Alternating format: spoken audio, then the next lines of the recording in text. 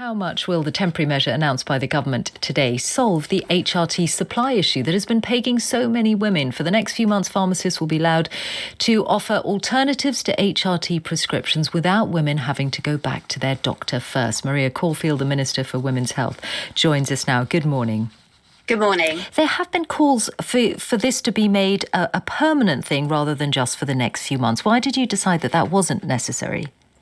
Well, we are looking at all options in terms of pharmacy provision. I mean, pharmacists, I think during the pandemic, people have realised how incredibly skilled and experienced they are, and they are taking on more and more roles. So, we will be looking at the role of community pharmacies across the board in the coming weeks and months. And this measure today will really, really help both women and also GPs, where if their product isn't available, that they can be offered a similar alternative. And pharmacists are extremely experienced people to be able to do that. Yeah, although we did hear from one woman going through all of this who's had terrible trouble getting hold of supplies of the gel she needs, who was saying that it is still very tricky, isn't it? Because even when you're prescribed an alternative, you don't know whether it is going to be effective for your symptoms.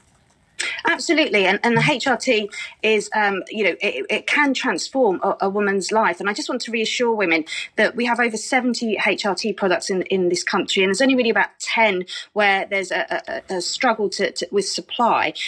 We've introduced these SSPs for 3 previous products a few weeks ago, and it has made a difference in terms of enabling supply to get back to a degree of normality. And that's why we're introducing these further measures for those other products that are also struggling. But, we've met, and the Secretary of State has met with manufacturers, with the trade associations, and this is just one part of the solution to get the supply issues back up and running. So far, the progress is good. Is there a time frame, though? Do we know when the core issue, which is the way that supply and demand on key things like Estrogel and Ovestin are not matched up at the moment? Do you know when that would be solved? Do you have a time frame? Well, manufacturers say to us that, by June, they should be in a better position in terms of supply. And the number one reason why we're kind of in this position is we're almost a victim of our own success is the sheer demand for HRT products. We've seen a 38% increase, which is absolutely welcomed. And that's because women feel confident to ask for HRT now when they're at their GPs, and GPs feel more confident in prescribing it. So we want that to continue. And manufacturers are stepping up to the plate because they know this demand is only going to increase. So by June it could be solved. People should have no problem getting any of those products that are in short supply at the moment.